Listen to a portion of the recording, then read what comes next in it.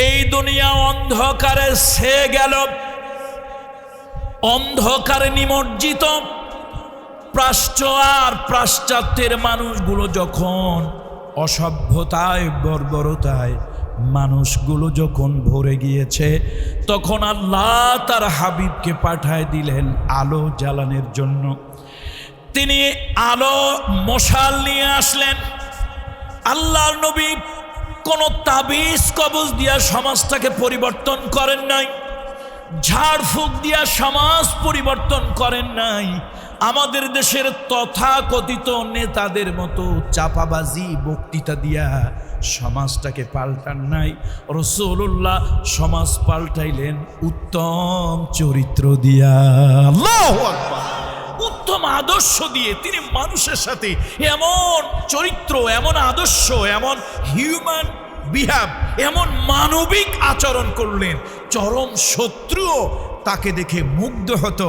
আল্লাহ, কেমন মানুষ, কি তার সুন্দর কথা, কি তার সুন্দর ব্যবহার, কি তার মানসিক সৌন্দর্য, কি তার মানবিক গুণ সৌন্দর্য। আল্লাহ তাআলা যেমনটি দিয়েছিলেন তাকে জামালে জিসমানি, কামালে জিসমানি, অনুরূপভাবে আল্লাহ তাআলা দিয়েছিলেন তাকে কামালে রুহানি, জামালে রুহানি, মানবিক সৌন্দর্য। আল্লাহ তাআলা নবীদের মধ্যে একজন মহান পয়গম্বর, নবীদের মধ্যে একজন মহান পয়গম্বর এবং একটি জাতির গুরুত্বপূর্ণ দুর্দিনের একটি জাতির খাদেম ছিলেন। অর্থ, খাদ্য, পরিকল্পনা মন্ত্রণালয়ের দায়িত্ব পালন করেছিলেন। নবীদের মধ্যে উল্লেখযোগ্য একজন নবী, তিনি হচ্ছেন ইউসুফ আলাইহিস সালাম। সেই নবীকে আল্লাহ তাআলা এত দৈহিক সৌন্দর্য দিয়েছিল, এত দৈহিক সৌন্দর্য আল্লাহ তাআলা তাকে দিয়েছিল, মিশরের নারীরা সেই নবীর দৈহিক সৌন্দর্যে বিমোহিত, বিমুগ্ধ হয়ে তারা ফল কাটতে গিয়ে কোনো একটা অনুষ্ঠানে সব মহিলারা জুলাইখার ব্যাপারে তারা নানান ধরনের বাজে মন্তব্য করলো বা বললো একটা মন্ত্রীর স্ত্রী বাড়ির চাকরের উপরে পাগল হয়েছে, ডিভোটেড হয়েছে, বাড়ির চাকরের প্রতি আসক্ত হয়েছে। এই লজ্জা আমরা কোথায় রাখি? আমাদের দেশীয় ভাষায় হলে বলতো, চলো আমরা কচু গাছে গলায় দড়ি নিয়ে মরে যাই। বাড়ির চাকরের উপরে ডিভোটেড, আসক্ত হয়েছে মন্ত্রীর বউ। এইটা একটা সমাজে কথা কানাকানি চলতে লাগলো। তারপরে পুরো মিশরের শহর ভরে কথাটা চলতে লাগলো। জুলাইখাও কিন্তু চালাক কম না, সে বুঝাতে চাইলো আসলে আমি যদি দুর্বলতা প্রকাশ করেই থাকি, আমি যদি কোনো পুরুষের প্রতি দুর্বল হয়েও থাকি, কোনো পুরুষের জন্য আমার হৃদয় যদি দুর্বলতা সৃষ্টি হয়েও থাকে, সে পুরুষটা কেমন আমি তোমাদেরকে একটু দেখাবো। একটা খাওয়ার অনুষ্ঠান করলেন, দাওয়াতের অনুষ্ঠান করলেন, ভোজ সভার আয়োজন করলেন। মিশরে এলিট শ্রেণী, হাই সোসাইটি, বড় বড় পয়সাওয়ালা মন্ত্রী মিনিস্টারদের স্ত্রীদেরকে দাওয়াত দেওয়া হলো।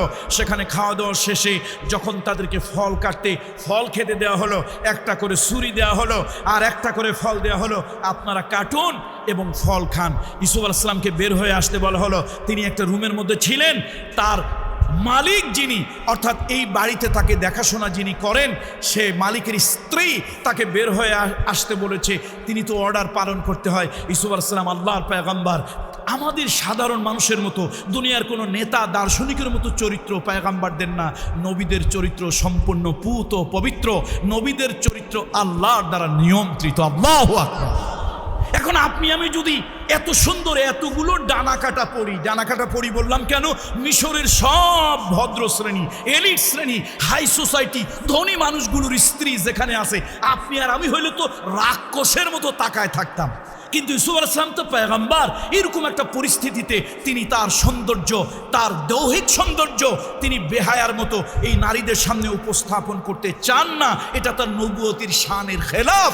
এই জন্য তিনি নবী হওয়ার আগের থেকেই সব নবীদেরকে আল্লাহ তাআলা, নবুয়ত পাওয়ার আগেই সব নবীকে আল্লাহ তাআলা হুসনে খুলক, উত্তম চরিত্র দিয়েছেন। এতগুলো মহিলাকে দেখে এমনি তিনি সুন্দর মানুষ, আরও লজ্জা পেয়ে আরও সুন্দর হলেন। মিশরের সব নারীরা তাকে দেখে অবাক হয়ে গেল, হতবাক হয়ে গেল। জুলাইখা বললেন, ইউসুফ তুমি তোমার রুমে ফিরে যাও। নারীরা ভাবলো এত সুন্দর চিজ, এত সুন্দর জিনিস, এটা আর দেখতে পারি কিনা। মা হাযা বাশারান, মা হাযা বাশারান মালাকুন করিম। আরে এ তো মানুষ না, এ তো ফেরেশতা। তাকায় তাকায় দেখতেছে। জুলাইখা বলেন, আবার বলেন, হুকুম দিলেন ফল কাটেন। তারা ফল কাটতে গিয়ে ফল না কেটে অন্য মনস্ক হয়ে হাত কেটে ফেলল, রক্ত পড়ল। জুলাইখা, ওই যে ইংরেজিতে আমাদের দেশে একটা প্রবাদ বাক্য আছে, টিট ফর টেট, এটা আমরা একটা ইংরেজিতে বলি, ছোটবেলায় শিখেছিলাম। অর্থাৎ যেরকমটি তুমি করবা সেরকমটি আচরণ তুমি ফেরত পাবা, কি তাই না?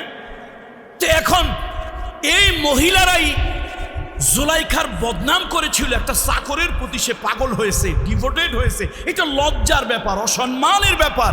এখন সব মহিলারা বলল, জুলাইখা তুমি যার প্রতি পাগল হয়েছো লোকটা তো সাধারণ লোক নয়, অসাধারণ। সে লোকটাকে আমরা দেখেছি, প্রাণ ভরে নিয়ে আবার ডেকে নিয়ে আসো, আমরা একটু দেখি।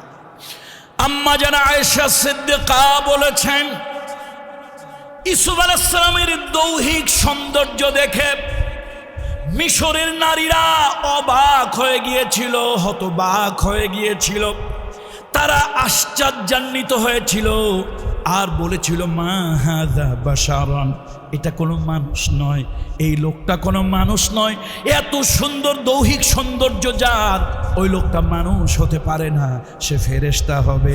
আম্মা জান বলেছেন, আমার মা রাসূলুল্লাহর স্ত্রী, আল্লাহর হাবিবের জীবন সঙ্গিনী, আমাদের সকলের যিনি মা, আমাদের এই সম্মানিতা মা বলেছেন রাদিয়াল্লাহু তাআলা আনহা বলেছেন, মিশরে ইউসুফ আলাইহিস সালামের দৈহিক সৌন্দর্য দেখে মিশরের নারীরা হাত কেটেছিল। ও দুনিয়ার মানুষ, তারা যদি মুহাম্মাদুর রাসূলুল্লাহ সাল্লাল্লাহু আলাইহি সাল্লাম আল্লাহর হাবিবের দৈহিক সৌন্দর্য এবং মানবিক গুণের সৌন্দর্য, মানুষ হিসাবে, বশার হিসাবে তার মধ্যে আল্লাহ তাআলা যে মানবিক গুণের সৌন্দর্যের গুণ দিয়েছিলেন, তার আচার ব্যবহার, কথাবার্তা, মানবিকতা, যে গুণ সৌন্দর্য আল্লাহ তাআলা দিয়েছিলেন, মিশরের নারীরা যদি মুহাম্মদ সাল্লাল্লাহু আলাইহি সাল্লামকে দেখত, তাহলে তারা ইউসুফের মতো আলাইহিস সালাম শুধু হাত কাটতো না, এই কলিজাটা কেটে ফেললেও তারা টের পেত না। মুহাম্মদ সাল্লাল্লাহু আলাইহি সাল্লাম একটা সমাজকে পরিবর্তন করেছিলেন কি দিয়ে? উত্তম চরিত্র, আদর্শ দিয়ে। সুতরাং আজকে আসুন, এই অবক্ষয়, নৈতিক অবক্ষয় ঘটেছে, মানবিক অবক্ষয় ঘটেছে। সহজ কথায় এখানে কোনো দার্শনিক ব্যাখ্যা করব না, তার কারণ মোল্লা জিয়ুন রহমতুল্লাহ আলাইহি নুরুল আনোয়ার কিতাবে মোল্লা জিয়ুন রহমতুল্লাহ আলাইহি বলেছেন, আওয়াম পাবলিক যেরকম তাদের সামনে কথা উপস্থাপন করতে হবে ওরকম, সব জায়গায় দার্শনিক টাইপের কথাবার্তা চলে না, কি বলেন? সুতরাং আমরা সাধারণ জনগণ সাধারণ কথা বলি। মুহাম্মদ রাসূলুল্লাহ সাল্লাল্লাহু আলাইহি ওয়াসাল্লাম সমাজ পাল্টেছিলেন, মানুষ পাল্টেছিলেন, জাতি পাল্টেছিলেন। কি দিয়ে পাল্টেছিলেন? তিনি একটা জাদুর মন্ত্র পড়েছিলেন। সে জাদুর মন্ত্র দুনিয়ার কোনো গণক ঠাকুর কাহেনের নয়, সে মন্ত্রটা এসেছিল আরশে আজিম থেকে। সে মন্ত্র এসেছিল কোথা থেকে? আরশে আজিম থেকে এসেছিল। আল্লাহর হাবিব তার উন্নত মানবিক গুণাবলী দিয়ে সে সমাজটাকে পরিবর্তন করেছিলেন। ইন্নামা বুইস্তু লিউতাম্মিমা মাকারিমাল আখলাক, তার সৌন্দর্য, মানবিক সৌন্দর্য গুণাবলী দিয়ে তিনি সমাজটাকে উন্নত করেছিলেন, পরিবর্তন করেছিলেন। এই জন্য রাসূলুল্লাহ কি বলেছেন জানেন? আল্লাহর হাবিব বলেছেন, খায়রুল কুরুনি কারনি, খায়রুল কুরুনি কারনি সুম্মাল্লাযীনা ইয়ালুনহুম সুম্মাল্লাযীনা ইয়ালুনহুম, শ্রেষ্ঠ যুগ আমার যুগ, শ্রেষ্ঠ যুগ আমার যুগ। যেই যুগে অবক্ষয় কোন পর্যায়ে গিয়েছিল, নাউজুবিল্লাহ, একটু নাউজুবিল্লাহ বলেন না আমার সাথে। অবক্ষয়, নৈতিক অবক্ষয়, মানবিক অবক্ষয়, বিপর্যয় কোন পর্যায়ে গিয়েছিল? আস্তাগফিরুল্লাহ। ইতিহাসে পেয়েছি, বাপ মরে গেলে বাপের সম্পদ যেরকম সন্তানরা মিরাসি সম্পদের মতো ভাগ করে নেয়, বাপের স্ত্রীদেরকেও ওইভাবে ভাগ করে নিত। আস্তাগফিরুল্লাহিল আযীম, আস্তাগফিরুল্লাহিল আযীম ওয়া আতুবু ইলাইহি। সেই সমাজটা কত সুন্দর হলো, কি কারণে? রাসূলুল্লাহ উন্নত মানবিক চরিত্র। সুতরাং আসুন, আমাদের সমাজটা কিন্তু এখন নষ্ট হয়ে গেছে, নষ্ট হয়ে গেছে। বাহ্যিক খোলসে, বাহ্যিক অবয়বে আমরা মানুষ আছি, কিন্তু অভ্যন্তরীণ, রাগ করেন না প্লিজ, হাতে পায়ে ধরে অনুরোধ করি, অভ্যন্তরীণ আমরা মানুষের সুরতে থাকলেও জঙ্গলের পশুর থেকেও আমরা খারাপ হয়ে গিয়েছি। আমাদের হিংস্রতার কাছে জঙ্গলের পশুর হিংস্রতাও হার মেনেছে। সুতরাং আসুন আমরা সমাজ পাল্টাতে চাই। কোনো নেতার বক্তৃতা দিয়ে সমাজ ভালো পাল্টায় না, কোনো নেতার আপনার কথা দিয়ে সমাজ ভালো পাল্টায় না। সমাজটাকে যদি পাল্টাতে চাই এক মহামানব। দেখেন আমার সাথে আপনাদের অনেকের আইডিওলজি মিলতেও পারে, নাও মিলতে পারে। অনেকে কিন্তু অনেক নেতাদেরকে, দার্শনিকদেরকে গালি দেয়। আমি কখনো কোনো নেতাদেরকে গালি দেই না, কাউকে ছোট করে খাটো করে দেখি না। কম বেশি ভালো মন্দ সবারই অনেক অবদান আছে, কিন্তু আমি কখনই কোনো নেতা, কোনো নেত্রী, কোনো ব্যক্তিকে আমার মডেল মনে করি না। আদর্শ ওসওয়ায়ে হাসানা হচ্ছে একজন মুহাম্মদ রাসূলুল্লাহ সাল্লাল্লাহু আলাইহি ওয়াসাল্লাম।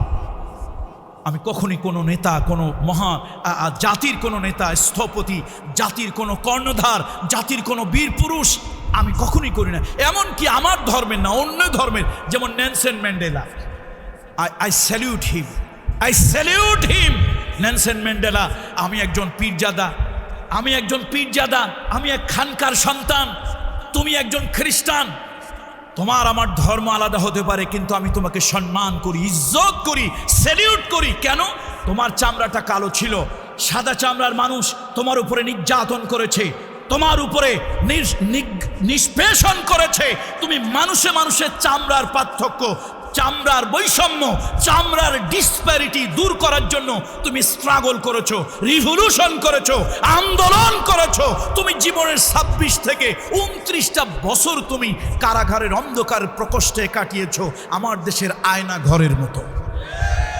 নেলসন ম্যান্ডেলা, তোমার ধর্ম খ্রিস্টান ধর্ম হলেও আমি তোমাকে সম্মান করি, তার কারণ তুমি তোমার জাতির জন্য, পৃথিবীর কালো মানুষের জন্য, সাদা মানুষের কাছে একটা অবস্থান সৃষ্টির জন্য তুমি কাজ করেছো।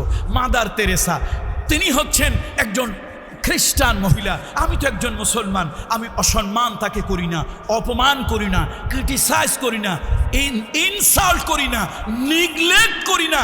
আই স্যালিউট হার, আমি তাকে সম্মান করি, ইজ্জত করি। কেন?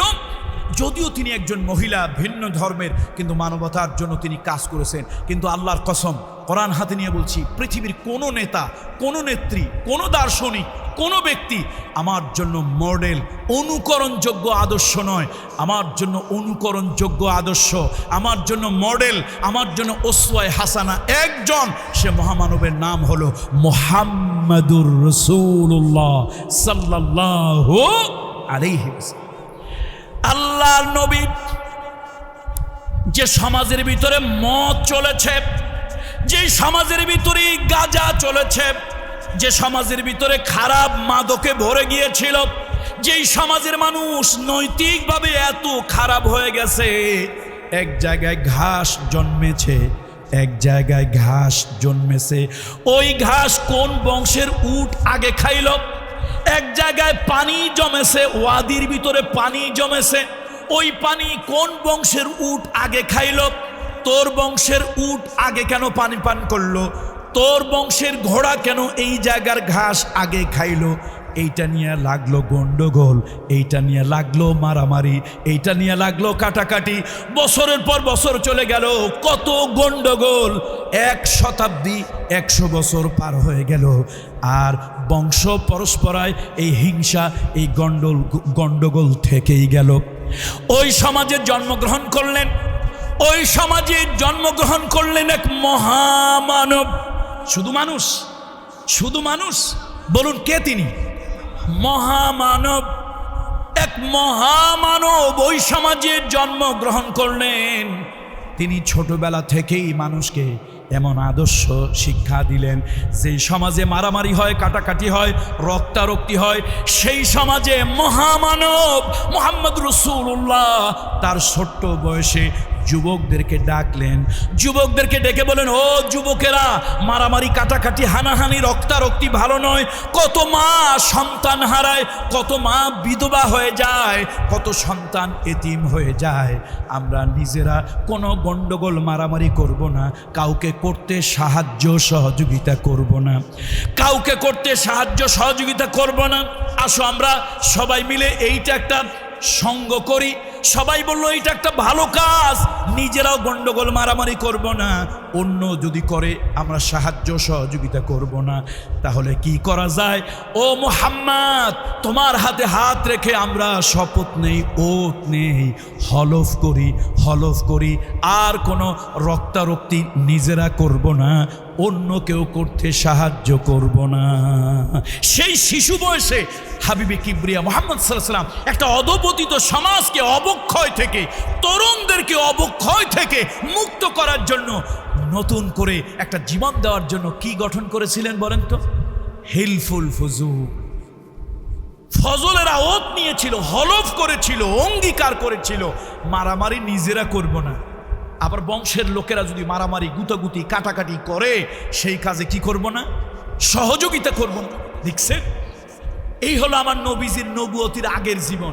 আর আমার বুয়েটের এক প্রফেসর, নাম ছিল তার আসগার আলী, আমি বলছি ওর নাম হলো গজব আলী, মিস্টার গজব আলী। সে বলে ফেলেছে, কয় যে আরবের মোহাম্মদ নাম শুনলে বিশ্ববাসী ভাবে সে সন্ত্রাসী। ওরে যে কোন জুতা দিয়ে পিটাইলে হক আদায় হবে আল্লাহই ভালো জানে। দামি জুতা দিয়ে পিটাইলে অবশ্য জুতার ইজ্জত নষ্ট হবে।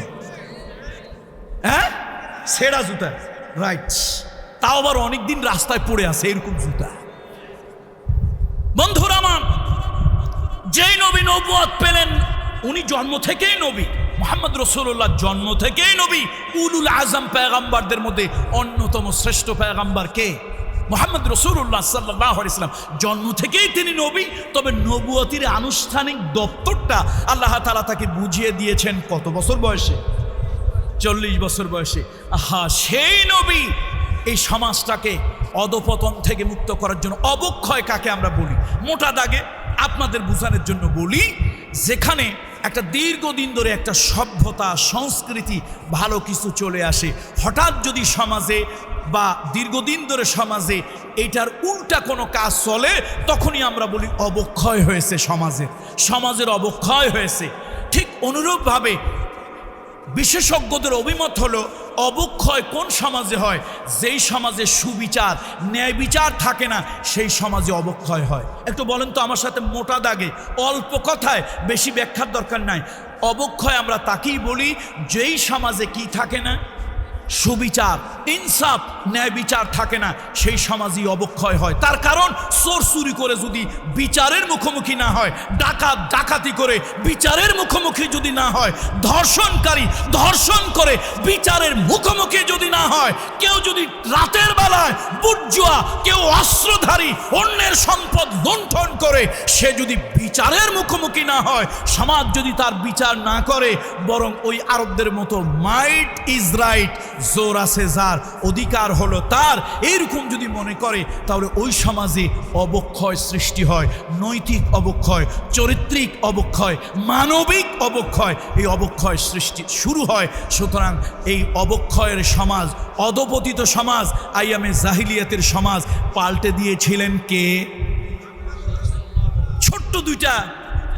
ছোট্ট দুইটা আপনাদেরকে দুইটা ঘটনা একটু উঠাই, একদম 1-2 মিনিটের ভিতরে, তাহলে আপনারা বুঝে যাবেন অনেক কিছু বুঝে যাবেন। একদিন এক বিধবা নারীর ঘরের সামনে, অন্ধকার রাত, এক বিধবা নারীর ঘরের সামনে একটি লোক অস্ত্র নিয়ে দাঁড়িয়ে আছে। সারা দুনিয়া মনে হয় যেন ঘুমাচ্ছে, পিন পত্তর নীরবতা। সেই অবস্থায় একজন বিধবা নারীর ঘরের সামনে একটা লোক কি নিয়ে দাঁড়িয়ে আছে বলুন তো? অস্ত্র নিয়ে দাঁড়িয়ে আছে। আপনারা আমরা সহজ কথায় ধরে নিতে পারি লোকটা বোধহয় ডাকাত, লোকটা বোধহয় বুর্জুয়া, লোকটা বোধহয় এই ঘর থেকে চুরি ডাকাতি করবে, এই মানসিকতার একজন লোক। এই অন্ধকার রাতে হঠাৎ আর একটা লোক তাকে দেখে ফেললো, যে কোনোভাবেই হোক, কাকতালীয়ভাবে লোক তাকে দেখে ফেললো। দেখে তাকে বলল, ভাই তুমি কি চুরি ডাকাতি করবে? ভাই তুমি কি জানো এই ঘরের মালিক মারা গিয়েছে, তার ছোট্ট ছোট্ট ইনোসেন্ট 2টা বাচ্চা, এতিম 2টা বাচ্চা, তার ঘরে আছে একজন বিধবা স্ত্রী। আহারে, লোকটা মারা গেছে, সারাদিন সারা রাত কেঁদেছে। এখন ভাই তুমি কি এই ঘর থেকে চুরি ডাকাতি করবে? এই জন্যই কি দাঁড়িয়ে আছো? ভাই রে, এই ঘরটা অন্তত মাফ করে দাও। লোকটা উঠে বলল, না, তুমি আমারে চেনো নাই, তুমি আমাকে জানো না। আমি চুরি ডাকাতির জন্যই ঘরের সামনে দাঁড়িয়ে নয়, অন্য কারণে আমি দাঁড়িয়ে আছি। তুমি কি নাম শুনেছ? মক্কায় এক মহামানবের আবির্ভাব হয়েছে। মক্কায় এক মহামানবের আবির্ভাব হয়েছে। মক্কায় এক মহান নবীর আবির্ভাব হয়েছে। ওই নবীর সোহবতে, ওই নবীর সংস্পর্শে আমি গিয়েছিলাম। তিনি আমার জীবনটা পাল্টায় দিয়েছে। তিনি বলেছেন, এই জীবন জীবন নয়, এই জীবনের পরে আর একটা জীবন আছে। এই জীবনের হিসাব ওই জীবনে দেওয়া লাগবে। উনি আমার ব্রেনের ভিতরে, কালবের ভিতরে ভয় ঢুকায় দিয়েছেন। আমি মনে মনে চিন্তা করলাম, জীবন ভর কত ডাকাতি করলাম, চুরি করলাম, কত ছিনতাই রাহাজানি করলাম, নিজের অস্ত্রের জোর দেখাইয়া কত মানুষের সম্পদ আমি লুণ্ঠন করে নিয়ে গেলাম। কিয়ামতে আল্লাহর আদালতে আমি কি জবাব দেব? ও ভাই, তুমি আমারে ভালো করে চিনে নাও, আমি চুরি ডাকাতির জন্য এই জায়গায় দাঁড়াই নাই। আমি এই বিধবা নারী এতিমের সম্পদ পাহারা দেওয়ার জন্য রাত জেগে অস্ত্র নিয়ে আমি দাঁড়িয়ে আছি। কিয়ামতের ময়দানে, কিয়ামতের ময়দানে আল্লাহর আদালতে যদি আমি ধরা পড়ে যাই, আমি সেই দিন আল্লাহর কাছে বলবো, আল্লাহ, পরকালের ভয় আমার মধ্যে ছিল না, আখিরাতের চিন্তা আমার মধ্যে ছিল না। আয় আল্লাহ তাআলা, যেদিন আমি পরকালের জবাবদিহিতার ভয় ছিল না, সেদিন আমি চুরি ডাকাতি করেছি, ছিনতাই রাহাজানি করেছি।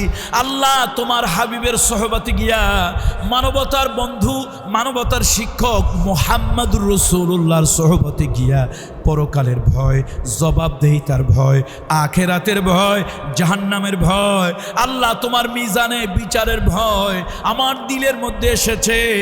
তোমার কাছে জবাব দেওয়ার জন্য আমি অস্ত্র নিয়ে এই ঘরের সামনে পাহারা দিচ্ছি।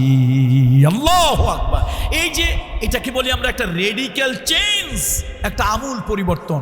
পৃথিবীতে Lenin, Karl Marx, Plato, Copernicus, Kepler, Rousseau, Voltaire, Maxim Gorky, Bertrand Russell, Shakespeare, Rabindranath Thakur, আবার আমার দেশের মহান যে সকল নেতারা ছিলেন, বঙ্গবন্ধু শেখ মুজিবুর রহমান, মুক্তিযোদ্ধা শহীদ জিয়াউর রহমান, এরকম যাদের কথাই আমরা বলি, আমরা তাদেরকে সম্মান করি, দল মত নির্বিশেষে শ্রদ্ধা করি। কিন্তু এই মানুষগুলো আমাদেরকে যে আদর্শ দিয়েছেন, বিশ্বাস করুন, আমরা তাদের বাহিরের বাহ্যিক আদর্শ জানি, কিন্তু অভ্যন্তরীণ চরিত্র কেমন ছিল, আল্লাহর কসম আমরা কেউ জানি না, জানে আল্লাহ।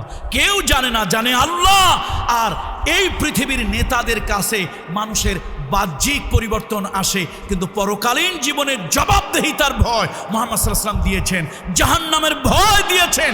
এই জাহান্নামের ভয় ছাড়া, পরকালীন জীবনের ভয় ছাড়া, আল্লাহর কাছে জবাবদিহিতার ভয় ছাড়া কোনোভাবেই একটা মানুষের চরিত্র পরিবর্তন করা সম্ভব নয়। সুতরাং আজকে অবক্ষয়ের কথা যদি আমরা বলি, নৈতিক অবক্ষয়, মানবিক অবক্ষয়, বিপর্যয়, অবক্ষয়ের আমি আরেক নাম দিয়েছি বিপর্যয়। আজকে মানবিক বিপর্যয়, নৈতিক বিপর্যয়, যা কিছু পৃথিবীতে হচ্ছে, এই মানুষগুলোকে ভালো বানানো যাবে একমাত্র আল্লাহর ভয়, পরকালের ভয়, জবাবদিহিতার ভয়।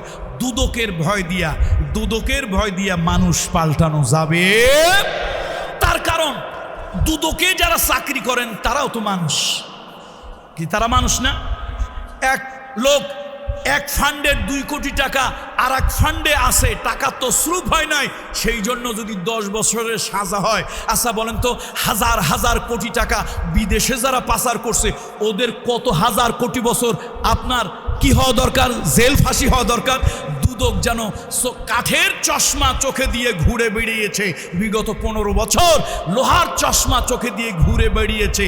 কাঠের চশমা, লোহার চশমা চোখে থাকলে যেরকম সব কিছু দেখা যায় না, কানামাসি ভো ভো, যারে সামনে পাস তারই তুই সো। কথা ঠিক না? এই জন্য দুদক দিয়ে মানুষের চরিত্র পাল্টায় না, জেল দিয়া মানুষের চরিত্র পাল্টায় না। পৃথিবীতে দেখান তো, জেল খেটে কয়জন মানুষের চরিত্র পাল্টাইছে? ওই যে আমাদের জেল থেকে বের হয়েছিল কি যেন এক জল্লাদ, নাম জানো কি, মারা গেল। তো আমি বিশ্বাস করেন, জেল থেকে বের হওয়ার পরে আমার একটা ধারণা হলো, আন্নাসু ইয়াকিসু আলামা নাফসি, আমার একটা ধারণা হলো, আরে লোকটা বোধহয় ভালো হয়ে গেছে, ফেরেশতা না হইলো কাছাকাছি চলে গেছে। হাসবেন না, কথাটা রাইট, মানে আল্লাহ সাক্ষী, আল্লাহ সাক্ষী। আমার ওই লোকটা বের হওয়ার পরে এরকম একটা ধারণা হইল যে লোকটা বোধহয় ভালো হয়ে গেছে, জেল টেল খাটছে, তারপরে হয়তো তার ভালো একটা চরিত্রের কারণে তাকে মার্সি করা হয়েছে। ও আল্লাহ, বের হইয়া যা দেখলাম কয় মাসের মধ্যে, মরে গিয়ে আল্লাহর সিদ্ধান্তই তো চূড়ান্ত। কার সিদ্ধান্ত চূড়ান্ত? আমার মনে হয় মরে গিয়ে ভালোই হয়েছে, বেচারা দুনিয়া আরও 20 বছর 10 বছর বেঁচে থাকলে আরও কত অকাম কুকামের সাক্ষী যেন হইতো। কি কথা ঠিক না? সব কথা কি এখানে ভেঙে বলবো? মসজিদের আঙিনায় সব কথা ভেঙে বলবো? আকার ইঙ্গিতে বুঝে নেবে। এখন আমার ধারণা আবার পাল্টে গেল। আমি বুঝলাম কামরুল ইসলাম সাঈদ, তুমি ঢাকা বিশ্ববিদ্যালয়ের ছাত্র হতে পারো, কিন্তু তুমি সব কিছু বুঝো নাই। জেল খাটলি মানুষের চরিত্র ভালো হয় না, দুদক দিয়ে মানুষের চরিত্র ভালো বানানো, পুলিশ আর্মি দিয়ে মানুষের চরিত্র ভালো বানানো যায় না। মানুষের চরিত্র যদি ভালো বানাতে চাও, তাহলে আল্লাহর ভয়, পরকালের ভয়, জাহান্নামের ভয়, জবাবদেহিতার ভয়, আখিরাতের ভয়, আল্লাহর আদালতের সামনে দাঁড়ানোর ভয়, আল্লাহর বিচারের মুখোমুখির ভয় একটা মানুষের জেহেনের ভিতরে, মস্তিষ্কের ভিতরে, কলবের ভিতরে যদি ঢুকিয়ে দেওয়া যায়, পিটাইয়া ওই লোকটাকে দিয়ে গুনার কাজ করানো যাবে না। কথা সঠিক না ভুল? এই অবক্ষয়ের সমাজ, অবক্ষয়ের সমাজ, যে সমাজ, আমি অবক্ষয় বলবো না, আরো একটা কথা বলবো, ঘুণে ধরা সমাজ। এ সমাজটা ঘুণে ধরছে, নৈতিক অবক্ষয় হয়েছে, চারিত্রিক অবক্ষয়, বিপর্যয় হয়েছে। সুতরাং এই মানুষগুলোকে ভালো বানাতে চাইলে দেশের সব মানুষ, 18 কোটি মানুষের জেল দেন, ভালো হবে না। 18 কোটি মানুষে দুদকের কাছে নিয়ে যান, ভালো হবে না। 18 কোটি মানুষের কাছে পুলিশ লাগায় দেন, ভালো হবে না। 18 কোটি মানুষের দিলের ভিতরে, মস্তিষ্কের ভিতরে আল্লাহর ভয়, পরকালের ভয়। এই জীবন জীবন নয়, এই জীবনের পরে আর একটা জীবন আছে। এই জীবনের হিসাব ওই জীবনে দেওয়া লাগবে। এই অনুভূতি, এই সেন্স যদি জাগ্রত করা যায়, 18 কোটি মানুষই ভালো হয়ে যাবে। কত ঠিক কিনা বলুন? সুতরাং আসুন আমরা এই অধপতিত সমাজ, অবক্ষয়ের সমাজ, এই সমাজটাকে ভালো বানাতে চাই। মুহাম্মদ রাসূলুল্লাহ সাল্লাল্লাহু আলাইহি ওয়াসাল্লাম এই জন্য মক্কায় এই মানুষগুলোকে, খারাপ মানুষগুলোকে প্রথম দাওয়াত দিয়েছেন। সে দাওয়াতের কৌশল 3টা বিষয়কে প্রাধান্য দিয়ে দাওয়াত দিয়েছেন। একটা হচ্ছে আল্লাহর তাওহীদের দাওয়াত, একত্ববাদের দাওয়াত দিয়েছেন। রিসালাত, নবী মুহাম্মদ রাসূলুল্লাহ আল্লাহর নবী, আল্লাহ রসুল, আল্লাহর হাবিব, আল্লাহর পক্ষ থেকে তিনি মনোনীত পুরুষ, এই দাওয়াতটা দিয়েছেন। আর একটা দাওয়াত দিয়েছেন আখিরাতের, পরকালের। এই জীবনের পরে আর একটা জীবন আছে, এই জীবনের পরে আর একটা জীবন আছে। ওই জীবনটা যদিও আমরা দেখি না, কিন্তু ওই জীবনটা বাস্তব, ইউনিভার্সাল ট্রুথ। পরকাল আছে, আখিরাত আছে, জবাবদেহিতা আছে। এই জীবনের হিসাব ওই জীবনে দেওয়া লাগবে। সূর্য প্রতিদিন ওঠে, প্রতিদিন ডোবে, এইটা যেরকম বাস্তব সত্য, আপনার আমার জীবনে আখিরাতটা এর থেকেও বেশি সত্য, বাস্তব। মুহাম্মদ সাল্লাল্লাহু আলাইহি ওয়াসাল্লাম এটা দিয়ে দাওয়াত দিয়েছেন। এরপরে আল্লাহর হাবিব 13 বছর পার করলেন। কোন জায়গায়? মক্কায় পার করলেন। অনেক জেল, জুলুম, নির্যাতন, অত্যাচার ইত্যাদি তার উপরে গেল। তিনি মক্কা, মদিনায় গেলেন। দেখেন আল্লাহ তাআলার কোরআনুল কারীমের আয়াত অবতীর্ণ হলো সমাজ পরিবর্তনের জন্য। শুধু পরকালের ভয় দিলেই হয় না, আরও কিছু লাগে। আল্লাহ তাআলা জানিয়ে দিলেন, ইন্নাল্লাহা ইয়া'মুরু বিল আদলি ওয়াল ইহসান ওয়া ইতা'i যিল কুরবা ওয়া ইয়ানহা আনিল ফাহশাই ওয়াল মুনকার ওয়াল বাগি ইয়া'ইযুকুম লা'আল্লাকুম তাযাক্কারুন। আল্লাহ তাআলা তোমাদেরকে আদেশ দিচ্ছেন বিল আদলি ওয়াল ইহসান, আদল করার জন্য, আদল করার জন্য, সুবিচার করার জন্য, ন্যায় বিচার করার জন্য। যেই সমাজে সুবিচার নাই, যেই সমাজে ন্যায় বিচার নাই, যেই সমাজে সত্যিকারে বিচার থাকে না, ওই সমাজে মানবিক বিপর্যয় হয়, মানুষগুলি অবক্ষয়ের চরম নিচে চলে যায়। কত ঠিক কি না? সমাজে বিচার নাই, মানুষ বিচারের জন্য আদালতে যায়, সে আদালতের নামধারী কিছু বিচারপতি আছে, তাদের কাছে পর্যন্ত বিচার পায় না। আল্লাহু আকবার। সমাজ অবক্ষয় কেন হবে না? ধর্ষণকারী সে ধর্ষণের সেঞ্চুরি করবে যখন তার প্রথম ধর্ষণের বিচার হবে না, যখন তার দ্বিতীয় ধর্ষণের বিচার হবে না, যখন তার তৃতীয় ধর্ষণের বিচার হবে না, তখন সে 100 ধর্ষণ করবে, এরপরও তার বিচার হয় নাই, এবার সে ধর্ষণকে সেলিব্রেট করবে, সে 100 ধর্ষণকে সেঞ্চুরি উদযাপন করবে, কেক কাটবে, মিষ্টি বিতরণ করবে। জাহাঙ্গীরনগর বিশ্ববিদ্যালয়ের ছাত্ররা জিজ্ঞেস করবে এত আনন্দ কেন, উদ্বেলিত উচ্ছ্বসিত কেন? কয় যে 1টা 2টা 5টা 10টা 100 করছি, 100 ধর্ষণের সেঞ্চুরি পুরো হইছে, আজকে সেটাকে সেলিব্রেট করছি, উদযাপন করছি। জোরে কর নাউজুবিল্লাহ। খাসি জবাই, আস্তাগফিরুল্লাহিল আযীম। তাহলে ধর্ষণ 1টা 2টা 3টার মাথায় যদি বিচার হইতো তাহলে কি এত অবক্ষয় হতে পারত? সম্ভব নয়, সম্ভব নয়। আরে রাষ্ট্রের প্ররোচনা যদি না পেত, একজন সরকারি কর্মকর্তা কিভাবে 7টা মানুষ দুনিয়া থেকে বিদায় করে দিয়েছে নারায়ণগঞ্জে। আমি তো মনে করি ধর্মের কল বাতাসে নড়ে। আরে আল্লাহর বিচার আছে, আল্লাহ আছে নাকি নাই? আল্লাহ আছে। কেউ যদি দেখতে চাও, আল্লাহ আছে, কেউ যদি দেখতে চাও, সেজন্য লক্ষ্মীপুরের একজন ডাক্তার, হ্যাঁ না, ডাক্তার ফয়েজ, লক্ষ্মীপুরের একজন সদা হাস্যোজ্জ্বল, সে কোন দল করে, দলের নাম আমি নিতে চাই না, দরকার নাই। সে সদা হাস্যোজ্জ্বল একজন মানুষ, তার উপাধি ছিল গরিবের ডাক্তার, ভ্যান চালক, রিক্সা চালক, গরিব মানুষ। কয়টা টাকা নিয়ে গেছে, বউ সিজার করতে হবে, সিজার না করে নর্মাল ডেলিভারি হবে না, টাকা জোগাড় করতে পারে না, পিঠে হাত দিয়ে বলছে কত টাকা আনছিস, রেখে যাস, যা কাজ সার, বাকিটা যখন সুযোগ হয় দিয়ে যাস। এই যে একজন ডাক্তারের মানবিক আচরণ, মানবিক ব্যবহার। আমাদের এক কুলাঙ্গার এক মন্ত্রী, কি জানো, মায়া নাকি এটা কি বলবো আমি, তার জামাই লেফটেন্যান্ট কর্নেল কি তারেক সাইদ, এই কুলাঙ্গার 3 তলা থেকে তাকে ফেলে দিল, গুলি করলো। আল্লাহ তাআলার কুদরত। তোমার যখন নৈতিক বিপর্যয় হয়েছে, রাষ্ট্রের কাছে জনগণের কর্মচারী হয়ে তুমি যে ওয়াদা করেছিলে, শপথ নিয়েছিলে, সে শপথ যখন দলীয় কর্মী হিসাবে তুমি ভঙ্গ করেছো, আল্লাহ তাআলার বিচার তো হতেই হয়, না হলে বিপর্যয়, নৈতিক অবক্ষয় আরো বেড়ে যাবে। দেখেন 7টা লোক হত্যা করে পেট ফেড়ে তারপরে 28টা করে উট বেঁধে নদীর পানিতে ভাসিয়ে দিল। সেই 7টা লোকের মারাতে কত রাজনৈতিক দলের মানুষ, কত আরো 70 জন যে মারা যেত, রিমান্ডে যেত, তা ঠিক নাই। আমার তো মনে হয় আরশ থেকে আল্লাহ জিব্রাইলকে পাঠিয়ে দিয়েছিলেন, যাও ওই 7টা লাশই ভাসাইয়া কচুরিপানার সাথে নদীর কিনারে নিয়ে যাও। নাহলে পৃথিবীর ইতিহাসে এটা একটা অবিস্মরণীয় ঘটনা, অবিস্মরণীয় ঘটনা। পেট ফেরে দেওয়ার পর 28টা ইট বাঁধার পর লাশ ভেসে ওঠে, পৃথিবীর ইতিহাসে নজিরবিহীন একটা ঘটনা। আমি তো মনে করি ফেরেশতারে দিয়ে আল্লাহ এটা করেছে। বন্ধুরা আমার, জুনায়েদ বাবুনগরী সাহেব, সে কোন মাদ্রাসা, আলিয়া না কওমি, হেফাজত না জামাত, তরিকত না তবলিগ, কোন দলের আমির আমি জানি না, তবে তিনি একজন আল্লাহর ওলি, বুজুর্গ, একজন ভালো মানুষ, আমি এটা জানি। তিনি একজন আল্লাহ ওলি মানুষ। রাষ্ট্রের কর্মচারী যখন রাষ্ট্রের জালিমদেরকে খুশি করার জন্য কি করলো, এই পলিটিক্যাল উইং, তার যিনি প্রধান, তিনি তাকে এমন টর্চার করলেন, একজন আলেম, একজন হাফেজে কোরআন, হাফেজে হাদিস, তার মতো একজন শেখুল হাদিসকে যখন রাষ্ট্র এরকম জুলুম করলো, অত্যাচার নির্যাতন করলো, বিচার মানুষের করা লাগে নাই, আরশের মালিক করে দিয়েছে। তার নিজের ঔরসজাত সন্তান কে, ঐশী, নামটা কত সুন্দর, মনে হয় যেন রাবেয়া বসরির খালাতো বোন।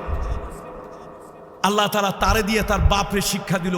আপনারা বলেন আল্লাহ নাই, আল্লাহ না থাকলে শিক্ষা হয় কেমন? আপনারা বলেন, নাস্তিকেরা বলে আল্লাহ নাই, আরে আল্লাহ না থাকলে শিক্ষাগুলো হয় কেমনে? এ মুসলমান, খানকার পীরের সন্তান খানকায় থাকে, মানুষকে জিকিরের তালিম দেয়, নফস পরিবর্তনের, মানুষের পিউরিফাই করার চেষ্টা করি। 5টা লোক নিয়ে একসাথে বসতে পারি নাই, জালিমদের জুলমের কারণে। কিছু হইলেই কয় ষড়যন্ত্রের পরিকল্পনা, গোপন ষড়যন্ত্রের পরিকল্পনা। একটা জগদ্দল পাথর যেন বুকের উপরে চেপে বসেছে। ৬০ তারিখ পর্যন্ত যা কল্পনা করি নাই, ৬০ তারিখ পর্যন্ত যা কল্পনা করি নাই, ৫ তারিখ আরশে আজিম থেকে আল্লাহর কোনো একটা ফয়সালা হয়েছিল।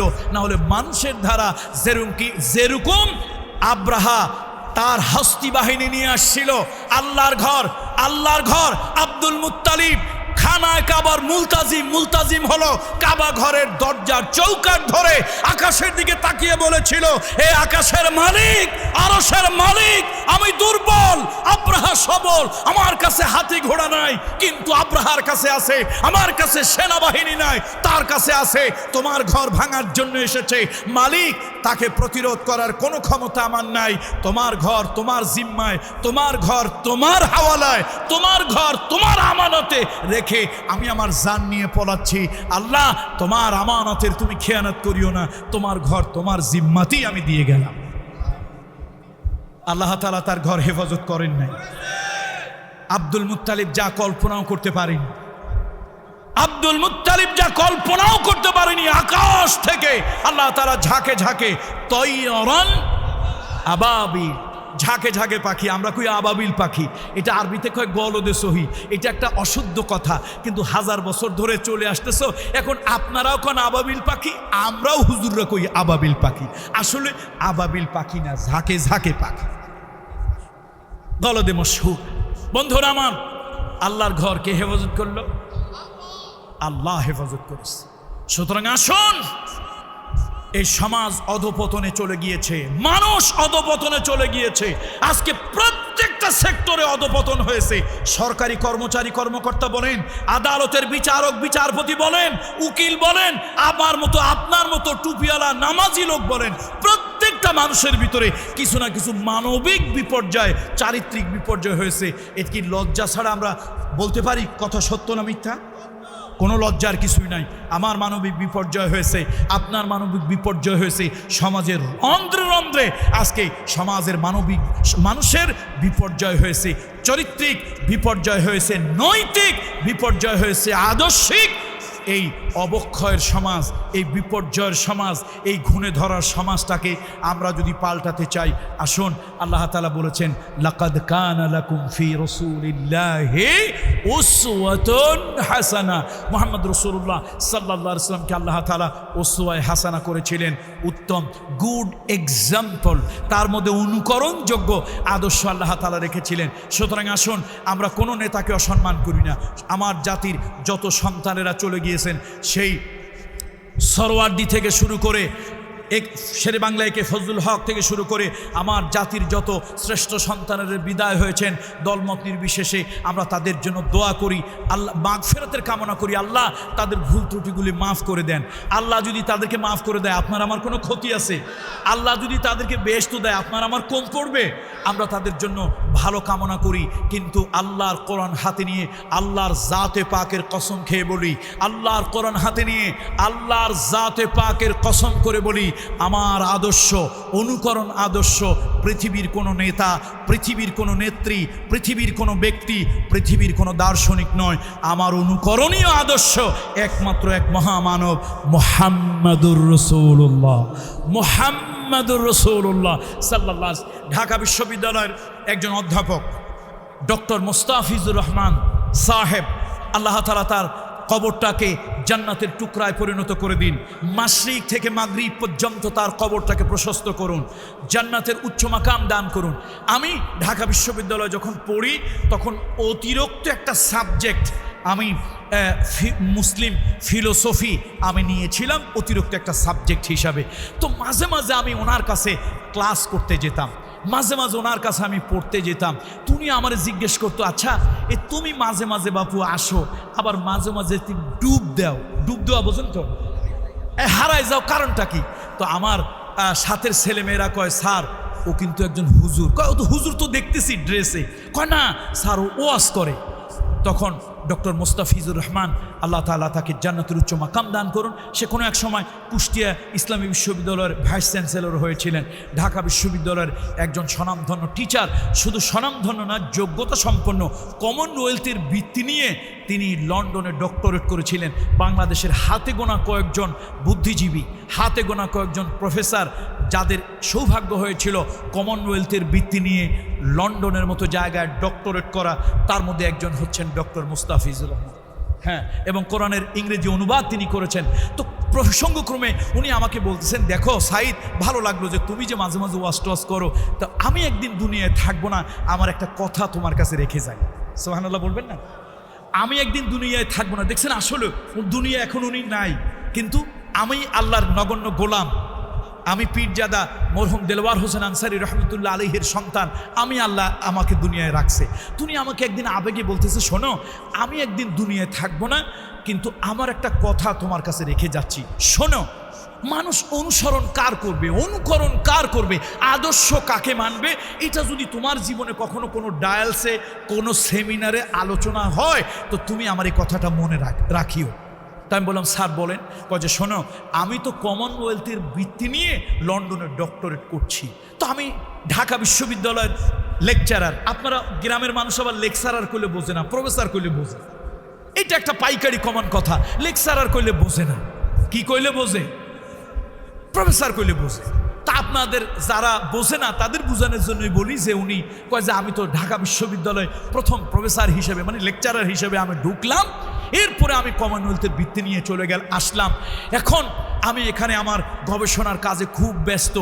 তো হঠাৎ একদিন আমি আমার ইউনিভার্সিটির বন্ধুদের কাছ থেকে, টিচারদের কাছ থেকে জানতে পারলাম যে অনতি দূরে একটা হাসপাতালে, একটা ক্লিনিকে এই জীবন্ত কিংবদন্তি বার্ট্রান্ড রাসেল, উনি একজন দার্শনিক। উনি কেউ ওনাকে বলেন যে উনি জীবন্ত কিংবদন্তি। সেই বার্ট্রান্ড রাসেল চিকিৎসা নিচ্ছে। তো স্যার বলেন, আমার একটা চিন্তা হলো, আমি ঢাকা বিশ্ববিদ্যালয়ের টিচার, এখন হইলাম আমি এমফিল গবেষণা পিএইচডি থিসিসের ছাত্র, আবার কয়দিন পরে গিয়ে আমি আবার হব শিক্ষক। এরকম একটা জগৎ বিখ্যাত লোক, তার কাছ থেকে তো আমার কিছু শেখা দরকার। এটা একটা জীবন সমৃদ্ধ হবে। দেখেন না, আমরা সেলিব্রিটি কেউকে পাইলি সেলফি নেই। সেলফি মানে ছবি তোলা না, সেলফি মানে নিজের থেকে নিজে সহজে এটা তোলে, সেটাই সেলফি। পাবলিক সমানে আর একজনে তুললেও সেলফি, নিজে তুললেও সেলফি। এখন আমরা তো কাউরে পাইলেই এরকম একটা অটোগ্রাফ নিতে চাই। স্যার বলেন, আমার একটা মনে মনে চিন্তা হলো যে আমি তার সাথে একটু পাশাপাশি সময় কাটাবো, একটা অটোগ্রাফ নিব, এবং আমি এক সময় গর্ব করে বলবো যে আমি বার্ট্রান্ড রাসেলের সাথে সময় কাটিয়েছি। তো আমি হাসপাতালে গেলাম, হাসপাতাল কর্তৃপক্ষ জানালো না, ভিজিটর অ্যালাউড নয়। উনি করলেন একটা সিরকুট লিখলেন বার্ট্রান্ড রাসেলের কাছে যে আমি অমুক, আমি এখানে এমফিল গবেষণা করছি, থিসিস করব, ডক্টরেট করব, আমি বাংলাদেশের ইউনিভার্সিটি, ঢাকা ইউনিভার্সিটির আমি একজন লেকচারার, তো আমি আপনার সাথে একটু সাক্ষাৎ চাই। তো বার্ট্রান্ড রাসেল হাসপাতাল কর্তৃপক্ষকে বলল, আচ্ছা ঠিক আছে, তাকে একটা টাইম দিয়ে দাও, অমুক দিন এই কটার সময় তার টাইম। তো স্যার বলেন, আমি তো একেবারে খুব অপেক্ষার প্রহর গুনতেছি, বার্ট্রান্ড রাসেলের কাছে যাব, তার সাথে কথা বলবো, আমার জীবনের একটা স্মরণীয় মুহূর্ত হবে। এরপরে গেলাম, আমার আচার ব্যবহারে বার্ট্রান্ড রাসেল এত খুশি হইল। আমরা বাঙালি কিন্তু আচার ব্যবহারে ভালোই। আমার মাশাআল্লাহ, তেল যদি দেওয়া লাগে পৃথিবীতে আমাদের থেকে ভালো তেল কেউ দিতে পারে না। কি কথা ঠিক কিনা? তার কারণ হলো হরপ্রসাদ শাস্ত্রী একটা প্রবন্ধ লিখেছে, ডিগ্রি লেভেলে আমরা পড়েছি, তৈল প্রবন্ধ, এটা হরপ্রসাদ শাস্ত্রী লেখা, এটা আমরাই পড়েছি, পৃথিবীর অন্য কোনো জাতি পড়ে নাই। এই জন্য তৈলে আমরা যত ফাস্ট। দেখবেন না কিছু মিডিয়ার কিছু সাংবাদিক না, ওগুলা সাংঘাতিক। ওরে বাবা, এক স্বৈরাচারিণীকে যত তেল মারছে, আমার মনে হয় ওর 16 ভাগের 1 ভাগ তেলও তারা জাতির জন্য মারে নাই। এখন স্যার বলেন, আমি একটু তেল মারলাম, কাজ হইল। এখন বার্ট্রান্ড রাসেল কি করছে, হাসপাতাল কর্তৃপক্ষকে বলে, শোনো, এই বাংলাদেশি এই লোক, এই ছাত্র, এই গবেষক, তার জন্য 24 আওয়ার্স আমার দরজা খোলা, দিন নাই রাত নাই, সকাল নাই সন্ধ্যা নাই, যখন ইচ্ছা তখন আসবে। আবার স্যারে বলো, দেখো তোমার সাথে 2-3 দিন কথা বলে আমার ভালোই লাগছে, তুমি তো মজার মানুষ, ভালোই লাগছে। শোনো, আমি একাকী থাকি, যখন তোমার মন চায় তখন তুমি আসবা, যখন তুমি সুযোগ পাও তখন। এখন স্যার আমার কাছে বলতেছে, স্যার আমাকে শোনাচ্ছে, সাঈদ আমি একদিন থাকবো না, কিন্তু মঞ্চে তুমি সেমিনার সিম্পোজিয়ামে অনুকরণীয় আদর্শ নিয়ে যদি কথা বলো, সেদিন আমার কথাটা মনে করবে। আজকে বাইতুল মোকাররমে তার কথা আমি মনে করছি। আল্লাহ তাকে আপনি মাফ করে দেন, আল্লাহ তাকে আপনি জান্নাতের উচ্চ মাকামের মেহমান বানিয়ে দিন। তো এখন বার্ট্রান্ড রাসেল এই ঘোষণা দিল, স্যার বলেন আমি একদিন, 2 দিন, 3 দিন, 1 মাস, 2 মাস তার কাছে যাই, সময় পাইলেই যাই, বিভিন্ন বিষয় নিয়ে আমরা ডিসকাস করি, কথা বলি, দার্শনিক টাইপের কথাবার্তা। কিন্তু একটা জিনিস আমার খটকা লাগলো, মাইয়া মানুষের সাথে তার আনাগোনাটা একটু বেশি, মাইয়া মানুষের সাথে আনাগোনাটা তার একটু বেশি। একদিন আমি বললাম, স্যার আপনি যদি আমারে অভয় দেন, মানে আমার যদি বলেন যে না তুমি নির্ভয় বলো, অভয় দেন, স্যার আমি একটু আপনারে প্রশ্ন করব। বার্ট্রান্ড রাসেল একটু হাসি দিয়ে বলল, তুমি তো সবসময় খালি আমারে প্রশ্ন করো, খোসাও, তো অভয়ের কি আছে বলো।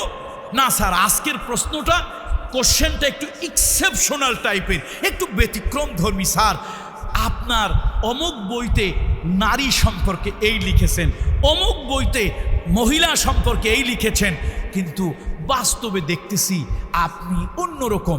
তার মানে এই কথা তো বলতে পারে না স্যার আপনি একজন নারী লিপসু, এ কথা বলা যায়? কথা বলা যায়? স্যার আপনারে লেখলেন কি, আর আমি বাস্তবে দেখি কি। বার্ট্রান্ড রাসেলকে যারা দেখেছেন ভালো কথা, যারা দেখেননি নেটে একটু সার্চ দিয়ে দেখবেন। বার্ট্রান্ড রাসেল তার এই গন্ড দুইটা লাল হয়ে গেল। সে বলল, দেখো তুমি যা পড়েছ ওটা হচ্ছে আমার ফিলোসফি, তুমি যা দেখেছ পড়েছ ওটা হলো আমার ফিলোসফি, আমার দর্শন, আর তুমি যা দেখছো this is my personal life. তুমি যেটা দেখেছো এটা আমার ব্যক্তিগত জীবন, খবরদার ব্যক্তিগত জীবন নিয়ে কোনো প্রশ্ন করবে না, হাত দেবে না। স্যার বলেন, মুস্তাফিজ স্যার বলেন, আমি সাথে সাথে বসা থেকে উঠে দাঁড়ালাম, একদম সাথে সাথে উঠে দাঁড়িয়ে বললাম, স্যার আপনাদের আদর্শের জন্য গোটা পৃথিবী লড়ে, মিছিল করে, মিটিং করে, আন্দোলন করে, রিভলিউশন করে, মায়ের খায়, ঠ্যাং ভাঙে, হাত ভাঙে, চোখ যায়, আপনাদের আদর্শ বাস্তবায়নের জন্য পৃথিবীর মানুষ শান্তির অন্বেষায় এত কিছু হয়, হাজার লোকের জীবন দেয়।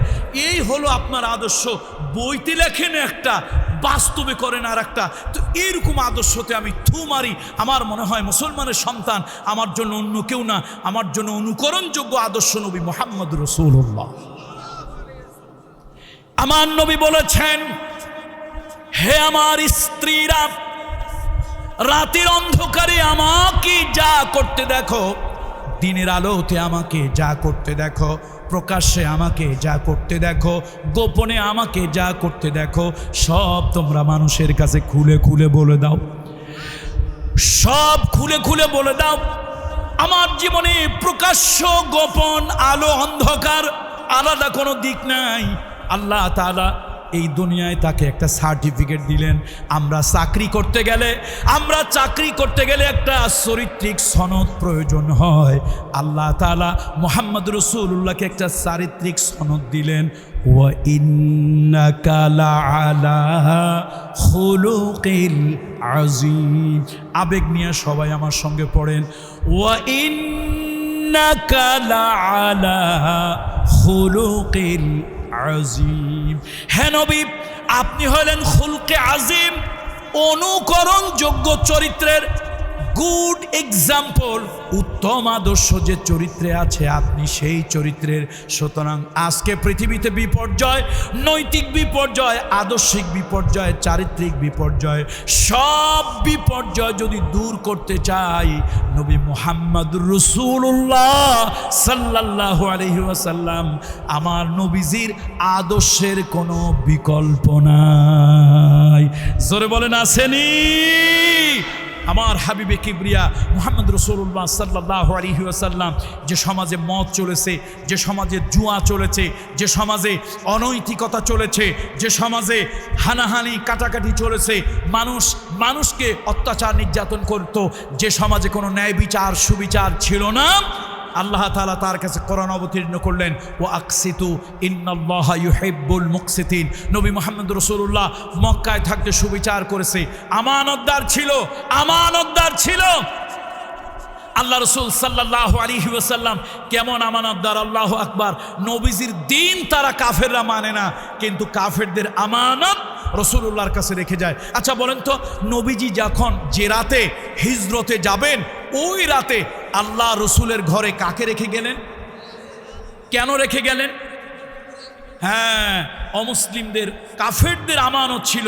তাহলে চিন্তা করেন, যারা ধর্মীয় দিক থেকে রসুলুল্লাহর ব্যাপারে কনফিউজ ছিল, কিন্তু তার আমানতের ব্যাপারে, তার আমানতদারিতার ব্যাপারে, তার সততা, তার ইন্টেগ্রিটি, তার প্রিন্সিপালিটি, তার আদর্শ, তার চরিত্রের ব্যাপারে সামান্যতম কোনো দ্বিধা দ্বন্দ্ব কারো ছিল না। সুতরাং আসুন, আজকে এই ঘনে ধরা সমাজ যদি পাল্টাতে চাই, মুহাম্মদ রাসূলুল্লাহ সাল্লাল্লাহু আলাইহি ওয়াসাল্লামের আদর্শ প্রয়োজন।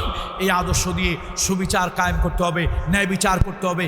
আজকে এই অবক্ষয়ের সমাজে মুরব্বীদের প্রতি সম্মান নাই, ছোটর প্রতি স্নেহ নাই। নবীজি কি বলেছেন? ছোটদেরকে যে স্নেহ করে না, বড়দেরকে যে সম্মান, তারা আমাদের অন্তর্ভুক্ত নয়। নবীজি বলেছেন, এই যে আজকে আমরা একটা মানুষের প্রতি সদয় হওয়া, বাসে যাচ্ছি, গাড়িতে যাচ্ছি, আমি একটা ইয়াং যুবক, আমি বসে আছি, আমার পাশে একটা লোক দাঁড়িয়ে আছে, হিন্দু হোক, বৌদ্ধ হোক, তার মাথার মধ্যে সিঁদুর থাকুক, হাতের মধ্যে তার শাখা থাকুক, সে অন্য ধর্মের লোক হোক, আমি একজন যুবক, আমার পাশে একজন নারী দাঁড়িয়ে আছেন, বৃদ্ধা নারী, একজন বুড়ো মানুষ, হিন্দু, বৌদ্ধ, খ্রিস্টান দাঁড়িয়ে আছেন। আমার রাসূলুল্লাহর আদর্শ, মুহাম্মদ রাসূলুল্লাহ সাল্লাল্লাহু আলাইহি ওয়াসাল্লাম নৈতিক অবক্ষয় রোধ করার জন্য কি সুন্দর আদর্শ দিয়েছেন। এই মানুষটার প্রতি ইহসান করো। ইন্নাল্লাহা কাতাবাল ইহসান, ইন্নাল্লাহা কাতাবাল ইহসান আলা কুল্লি শাই। আল্লাহ তাআলা সকলের উপরে ইহসান করার জন্য বলেছেন। মানুষের প্রতি ইহসান করবে, সে মানুষটার ধর্ম যাই হোক, সে মানুষটার দল যাই হোক, একটা মানুষকে মানুষ হিসেবে মূল্যায়ন করবে।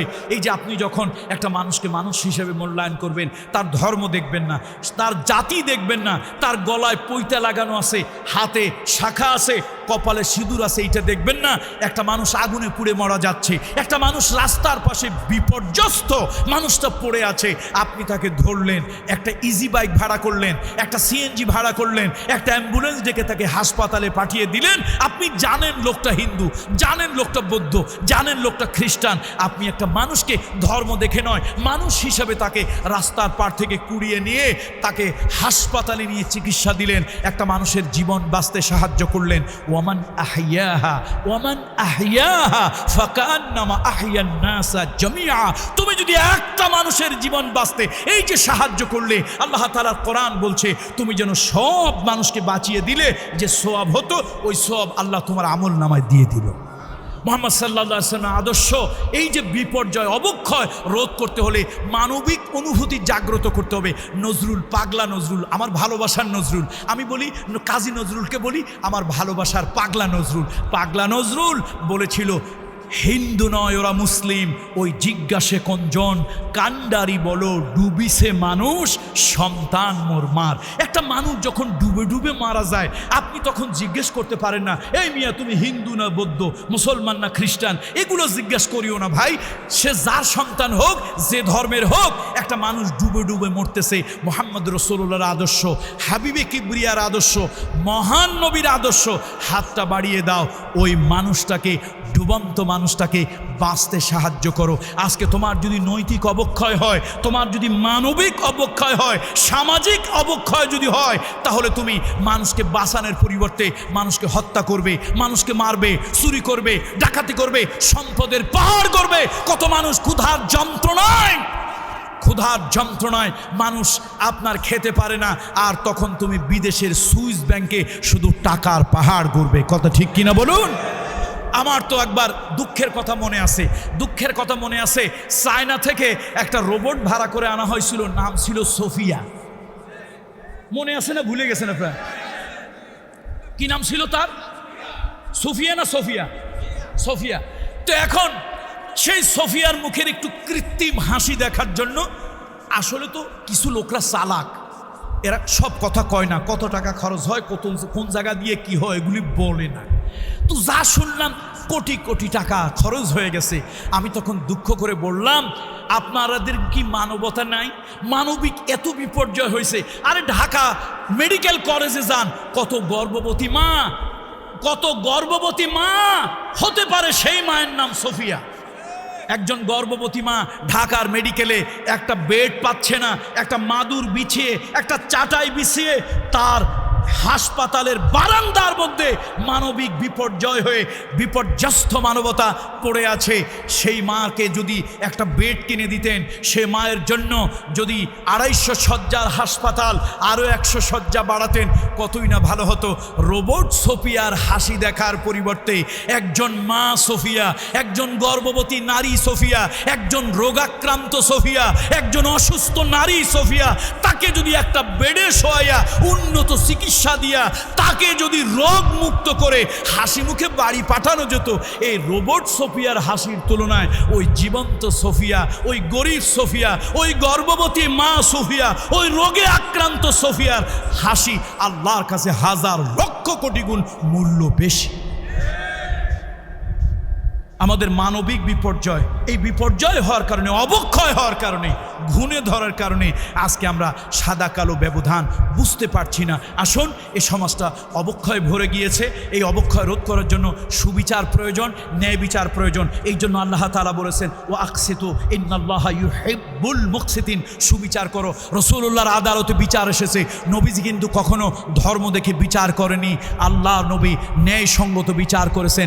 যুদ্ধের ময়দানে আল্লাহর নবী কি মানবিক আদর্শ রাসূলুল্লাহ দেখিয়েছেন। এই সাহাবীরা, তোমরা যুদ্ধের ময়দানে বিজয়ী হবে, খবরদার কোনো শারীরিক প্রতিবন্ধীর গায়ে হাত দেবে না, কোনো নারীর উপরে আক্রমণ করবে না, শিশুর উপরে আক্রমণ করবে না, ফিজিক্যালি ডিসএবল প্রতিবন্ধীর উপরে আক্রমণ করবে না, বেসামরিক লোক যারা জীবনের ভয়ে ঘরে পালিয়ে আছে, লুকিয়ে আছে, এই মানুষগুলোর উপরে আক্রমণ করবে না।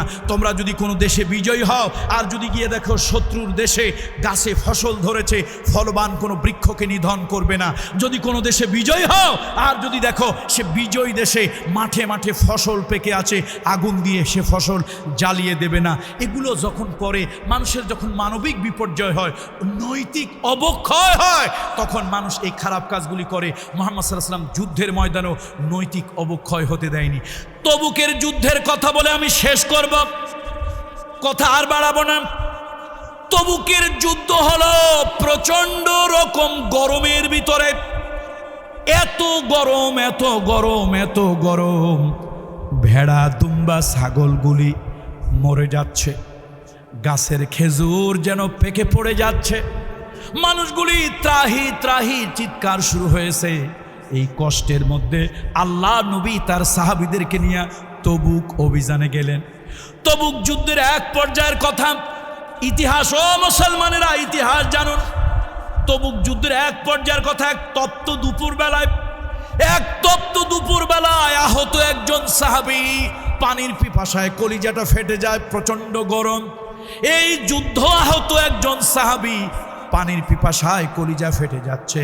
তার ভাতিজা ছিল পাশে, ভাতিজাকে ডাক দিল, বাবা, ভাইয়ের ছেলেকে ডাক দিল, বাবা আমাকে একটু পানি দাও, পানির জন্য আমার বুকটা ফেটে যাচ্ছে, ছাতিটা ফেটে যাচ্ছে।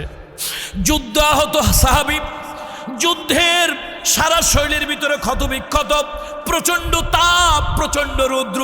এমত অবস্থায় ভাতিজা চাচার মুখের কাছে এক পেয়ালা পানি চাচার মুখের কাছে ধরল, চাচা আপনি পান করেন। হঠাৎ পাশের থেকে একজন ডেকে বলল, আহা একটু পানি। পানির পিপাসায় আমার কলিজাটা ফেটে যাচ্ছে, পানির পিপাসায় আমার ছাতিটা ফেটে যাচ্ছে, গলা শুকায় গিয়েছে, একটু পানি। চাচা সঙ্গে সঙ্গে ভাতিজাকে ডেকে বলল, বাবা আমার থেকে মনে হয় আমার ওই মুসলমান, ওই সাহাবী, ওই যুদ্ধাহত সাহাবী মনে হয় বেশি পানির প্রয়োজন, আমাকে নয়, পানির পেয়ালাটা তুমি তার কাছে নিয়ে যাও। ভাতিজা পেয়ালাটা চাচার মুখ থেকে এনে ও আর একজন সাহাবী, যুদ্ধাহত সাহাবী, তার মুখের কাছে নিয়ে দিল। প্রচন্ড গরম, কলিজা ফেটে যাচ্ছে, গরমে অস্থির হয়ে যাচ্ছে মানুষ। সেই গরমের মধ্যে ভাতিজা একজন সাহাবী, যুদ্ধাহত সাহাবীর মুখের কাছে পানি ধরলেন।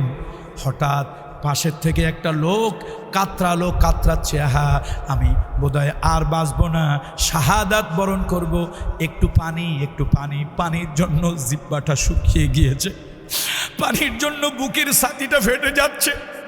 সাহাবী মুখের কাছে পানি, পানির পেয়ালাটা পান করবেন, তিনি বললেন, না আমারে পানি দিও না, পাশের ভাইয়ের কাছে যাও। পাশের লোকটার কাছে পানি নিয়ে, পানি যখন তার ঠোঁটের কাছে মুখের কাছে যখন ধরা হলো, দেখা গেল ইন্না লিল্লাহি ওয়া ইন্না ইলাইহি রাজিউন। আল্লাহ নবীর ওই সাহাবী শাহাদাতের পেয়ালা পান করে, আল্লাহ জান্নাতের শাহাদাতের পেয়ালা পান করে দুনিয়া থেকে চলে গেছেন। দুনিয়ার এক কাসরা পানি পান করার সময় তার হয় নাই।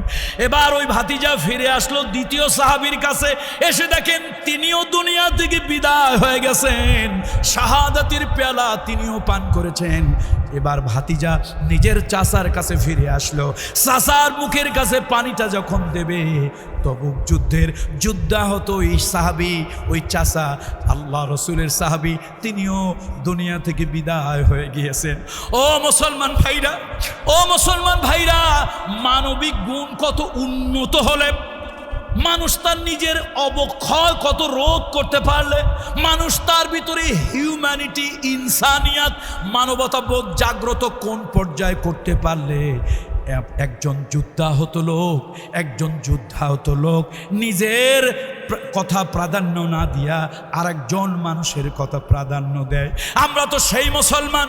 আসুন আজকে এই অবক্ষয় সমাজ, নৈতিক অবক্ষয়, মানবিক অবক্ষয়, নৈতিক বিপর্যয়, সামাজিক বিপর্যয়, চারিত্রিক বিপর্যয়, চারিত্রিক অবক্ষয়, এই সব অবক্ষয় সব আপনার ঘুণে ধরা সমাজটাকে পাল্টাইয়া আমরা একটা নতুন সমাজ যদি গড়তে চাই, কোনো দার্শনিকের মতে নয়, কোনো নেতা নেত্রীর শিক্ষায় নয়, একজন মহামানবের আদর্শে এ সমাজ আমরা পাল্টাবো, এ জাতি আমরা পাল্টাবো, নৈতিক অবক্ষয় রোধ করব। সেই আদর্শ আর কারো নয়, মুহাম্মাদুর রাসূলুল্লাহ সাল্লাল্লাহু আলাইহি ওয়াসাল্লাম। সহিহ বুখারীর 2-3টা শব্দ ব্যবহার করেই আমার বক্তব্য আজকে শেষ করব। সহিহ বুখারীর 2-3টা মাত্র শব্দ ব্যবহার করে আমার বক্তব্য আমি শেষ করব। রাসূলুল্লাহ সাল্লাল্লাহু আলাইহি ওয়াসাল্লাম নবুয়ত পেলেন, প্রথম কোরআনের আয়াতটা কোন জায়গায় অবতীর্ণ হয়েছিল একটু বলেন তো? জাবালে নূরে, ওই হেরা গুহায় আম্মাজান খাদিজার কাছে রাসূলুল্লাহ আসলেন, এসে কি বলছিলেন বলেন তো? জাম্মিলুনি, জাম্মিলুনি, আমাকে একটু বস্ত্র দিয়ে, কম্বল দিয়ে, কাপড় দিয়ে ঢেকে দাও। মা খাদিজা জিজ্ঞেস করলেন, আবুল কাসেম মুহাম্মদ, আপনি এরকম করতেছেন কেন, কাঁপতেছেন, আপনার মুখটা কেমন শুকনো শুকনো, ভীত সন্ত্রস্ত। তখন ফাআখবারাহাল খাবার, নবীজি ওই হেরা গুহায় যা যা হয়েছে, জিব্রাইল কি বলছে, কেমনে জড়ায় ধরছে, ওহির বাণী কেমনে দিছে, সব তাকে খুলে খুলে বলেছে। ফাআখবারাহাল খবর। আবার নবীজি বলছেন, লাকাদ খাশিতু আলা নফসি, খাদিজা আমার ভয় লাগতেছে, আমার কিছু একটা হয়েছে।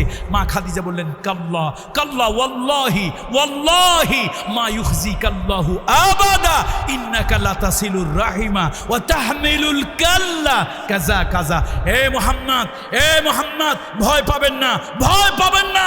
আমি আপনার ব্যাপারে বলি, শোনেন, রাতের বেলা দেখেছি, গোপনে আপনাকে দেখেছি, অন্ধকারে দেখেছি, আলোতে দেখেছি।